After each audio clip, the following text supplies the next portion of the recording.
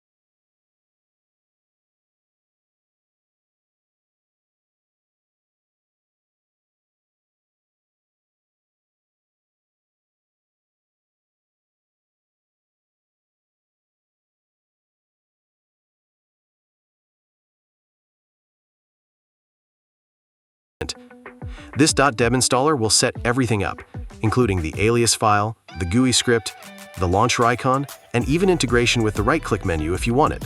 And that's a wrap. Today, you learned how to simplify Linux terminal commands using easy-to-remember aliases, and how to make them permanent with just a few lines of code. Whether you're helping a beginner, customizing your own workflow, or just making Linux a bit more friendly, this trick goes a long way. In the next part, we'll take it further with a GUI-powered alias selector and a .deb installer you can share or reuse anytime. If you found this video helpful, go ahead and give it a thumbs up, subscribe for more Linux tips, and hit the bell so you don't miss part 2. All the scripts, alias files, and installers are linked in the description below. Try it out and let me know in the comments which alias you use the most. Thanks for watching, and I'll see you in the next one.